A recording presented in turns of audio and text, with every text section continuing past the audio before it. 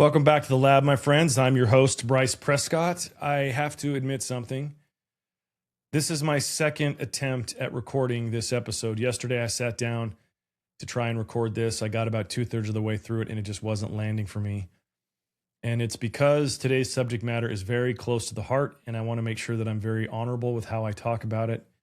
It's something very personal, and it's going to be a little bit different. And it's not because I'm trying to make it different. It's because I'm in something right now that I can't talk about from a distance. I have to talk about it from inside of it. And it involves other people. And I got to make sure that I'm careful and respectful. And thankfully, when I've done that before, and when I've had other podcasting clients that have done that before, it always ends up being a more honest type of episode. And it's not one of these episodes where I've got it all figured out, because I'm still in the middle of feeling it. I'm still processing things. I'm still sitting in it. And thankfully, I can say that's usually where the truth comes out most fluidly.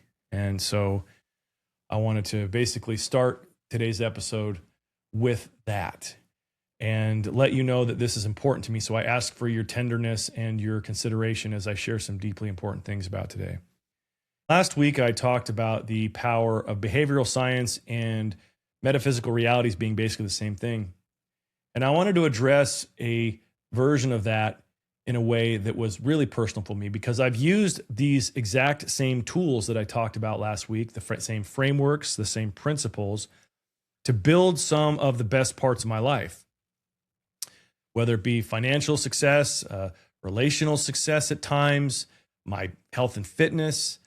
And at the same time, I've used those same things, those same tools, to create situations that, unfortunately, I've had to walk away from. And this week, I'm sitting in one of those, probably the biggest one. So the context of what I'm sharing is that this week, my wife and I, 20 years, officially separated. We're in different homes now and living different lives. But I want to be really clear about something. There is no villain here. There is still an intense amount of care and love that we have for each other. There's deep respect. There's history with beautiful memories. We share a child. There's even endearment there. And this isn't one of those situations where I can simplify it and say, this person did this and that person did that. It's far more real than that. It's two people who, if we're being fully honest and open, got to a place where the truth wasn't being fully honored anymore. There was a stalemate. And that stalemate had been there for years. I wasn't getting the things that I had hoped and needed to live a grandiose life, and in fairness, she wasn't either. And when you really look at things, there's not a lot of confusion. There was just a decision. And so I've been sitting in this question all week, trying to bridge these things. How is it possible to be someone who's aware, who's done a lot of work on himself, who understands mindset, identity, manifestation, behavioral science, neuro-linguistic programming, all of these incredible things, and yet still end up in something that wasn't aligned? That's the real question. Because most people assume simply, if I just do the work, I'll get the result. And while technically that's true, it's not how it actually works. See, the same tools that can build your best life, that can design exactly what you want, they can destroy it too, if you're using them from the wrong place. And that's the part that people don't want to hear. Manifestation, it doesn't create what you want. It amplifies what you are. And if what you are is not fully honest, unequivocally open, authentically yourself to yourself, You will build a life on top of something that can't last and that isn't true. So let me say this again in a different way. You can do everything right and still be building something that eventually collapses. Not because the tools don't work, but because they do work. Because you're using them from a place that isn't fully aligned. Most people think manifestation is simple. You visualize, you affirm, you take action, you handle the discomfort of the buffer, and then you receive in your physical reality to the thing that you were hoping for. And yes, that works, but it works either way. That's the part nobody talks about. The formula doesn't care if you're telling yourself the truth. It will amplify your alignment, but it will also amplify your avoidance. It will amplify your dishonesty. And that's where I had to take a deeper look at myself. I couldn't sit here and pretend like I didn't know what was actually going on. I wasn't unconscious. I wasn't asleep. I was aware. But I wasn't honest all the way through with myself. And there's a difference between those two things. Awareness without honesty is just a more sophisticated way of lying to you. I knew there were gaps. I knew there were needs not being met. I knew there were patterns that had been there for years that weren't helpful, that weren't healthy. But I also knew how to reframe it, how to be patient with it, how to see the good in it, to stay committed to it. And the crazy part is that all those things sound healthy. They sound like the right move. But if they're not rooted in truth, they just become a way to stay stuck. You've heard me talk about my morning routine where I do breath work and visualization. And you've heard me talk about the lists of 100 where I'm designing the life of my dreams, where I'm choosing material items that I want to enjoy in my physical reality. And I'm writing down experiences that I want to have in that same physical reality. I was doing all that. I was visualizing a future. And that future that I was visualizing required something different than what was actually happening. It required something of me that I was ignoring. It required holding a boundary and a standard that I was unwilling to do at the time. I want you to consider what that means, how that applies to you.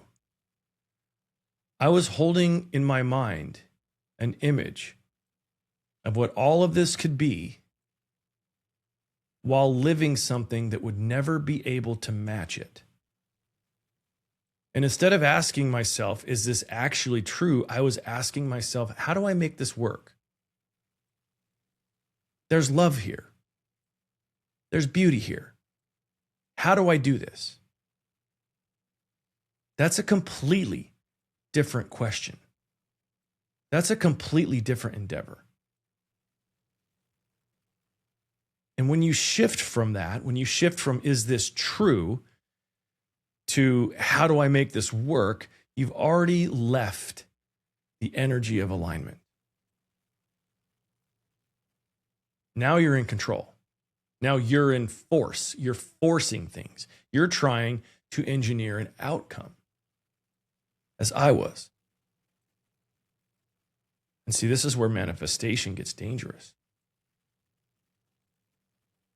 Not because it doesn't work, but because it does. You can use it to stay in relationships longer than you should.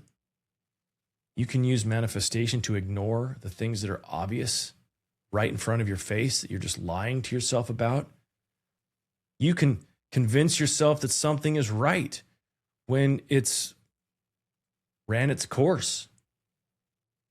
You can build support and structure around things that aren't aligned. And because you're quote unquote doing the work, you won't question it. You will misinterpret the discomfort to mean something that it doesn't. Because at the root of it, you are unwilling to be honest with yourself that it just isn't aligned. Here's a few ways that can show up. You can manifest and create your life from a place of fear. If underneath everything, you're afraid of losing something, you will make decisions and build things to accommodate that fear.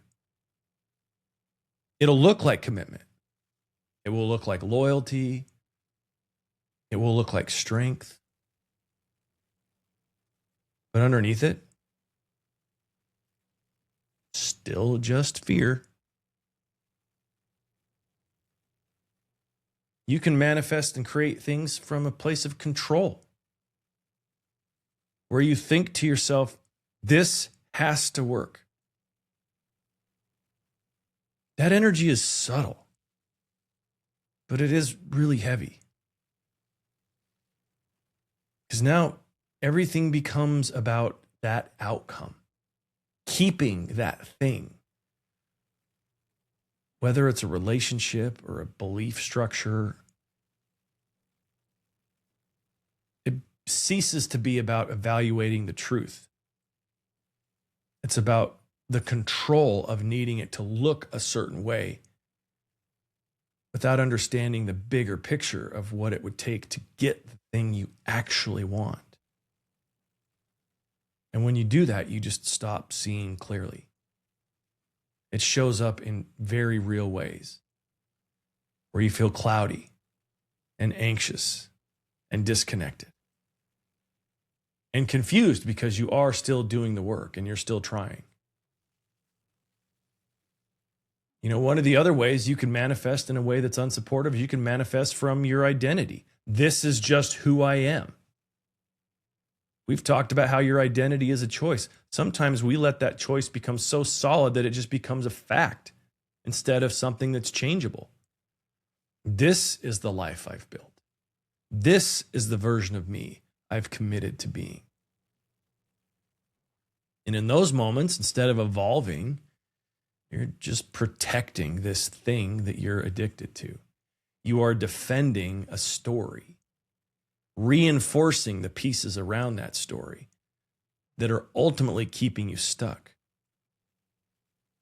And the way that you know is that your growth is stagnant and you feel frustrated and you feel a temptation to sedate and to escape your own life because it's not making sense why you're doing the work but nothing's changing.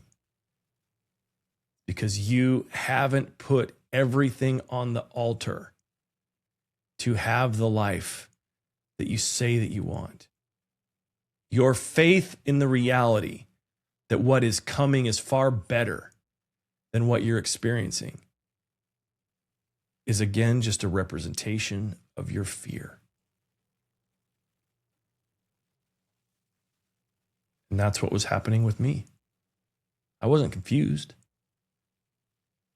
I was negotiating with the truth.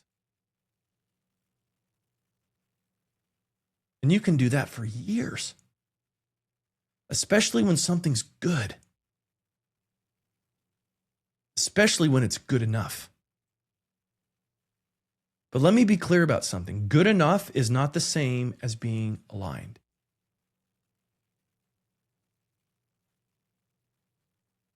This is very personal for me to talk about because, as I said, ending that long-term relationship the way that we did, it's painful. There's love and deep respect, endearment, attraction still. But it wasn't aligned. And there was no way in our current awareness for it to become aligned if we maintained the status quo. Now, here's the good news for you. When you start to understand this, the difference, when you start to understand the power of honesty to your own alignment and acknowledging these things to yourself, that's where your power is. The moment you become deeply honest with yourself, everything will speed up. Clarity becomes instant. Decisions, clean. Energy turns. Because you stop trying to force life and you start responding to it. You become the designer, the creator. There is power in decision. When you finally make an aligned decision, even one that you're scared to make, but underneath it all, you know it's what's best. The world around you will shift to give you everything you need. I remember the moment that my wife and I finally decided that it was time for us to move on. We were standing in our master bathroom, discussing the details of a required move that existed from the current home that we were leasing. Our lease had expired. Our landlord had given us a deadline. And so it was required that we leave that house. And that had caused many difficult conversations to start between her and I. Conversations that were honest, that were kind, that were compassionate for each other, and that were aligned. And I remember that moment where I looked at her and I said, so this is the decision then. We are doing this. We are separating. And we agreed. It wasn't an angry moment. There was no spite, no villain, just agreement. It was as if both of us knew in that moment, with clear hearts and clear minds, that this is what was required. That we both had bigger ideas for the lives that we wanted to live. And as scary as it was for the possibility of not being together, that this decision was the right decision. And it was as if after that decision, things just started lining up that made it easier and more possible for this to be pulled off in the face of what before seemed very difficult. The decision created the momentum. The aligned decision created the accelerated momentum. And since that moment, her and I have had many times where in sadness we lamented the state of things. Because as I said, there's no villain here. There's two people that deeply love each other, but understand the actual aligned truth under it all. That the best choice was to go about it this way.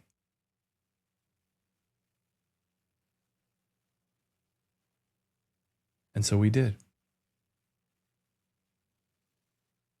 If you take anything from this episode, make it this. Before you decide to visualize anything, before you affirm anything, ask yourself, is this actually true for me? And then sit with it. Because you'll know. You will absolutely know. The noise will disappear. The emotions will point to the bottom of the truth, and you will know. Now, you might not like the answer.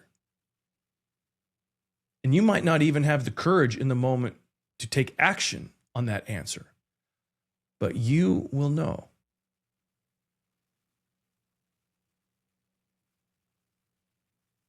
So I want to ask you directly. Maybe you're in your car, maybe you're on a walk at work, maybe in the gym. I want you to stop for a moment and give yourself space and consider this question. Where are you negotiating with the truth? Where in your life are you staying because it's easier? Where are you trying to make something work instead of asking if it even should work? Everything I've talked about here on this show, behavioral science, metaphysical realities, the buffer, conscious pillars, these tools work. They are undeniable. There's plenty of evidence to show that they are real. That's not the question. The question is, are you using them from a place of truth or from fear? They will build your life either way, eventually. But you'll have to live in what you build. And that's where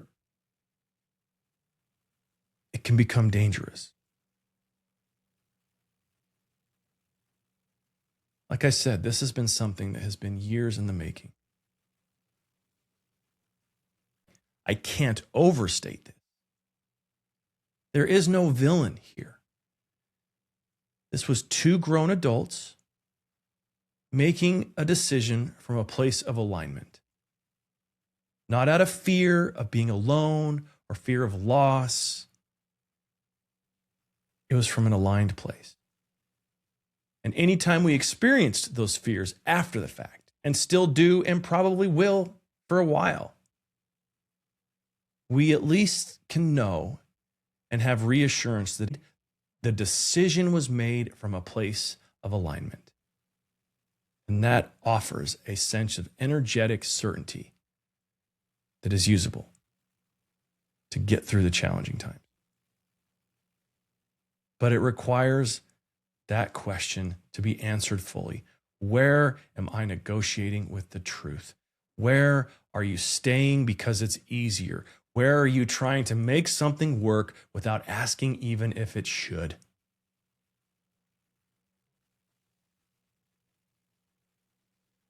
Friends, I appreciate your indulgence in allowing me to talk about these personal things today. This has been a big deal. I don't know the specifics of what the next chapter of my life looks like. But I do know that I feel thankful for having associated so much of my life with the beautiful soul that has been my wife of 20 years. And for the maturity and honesty that she has displayed in these decisions that have allowed us to make this decision in an aligned way and in an honest way, without any warfare, without any insults or being hurled, and with a commitment still to a loving relationship going forward that just looks different now because it's now aligned.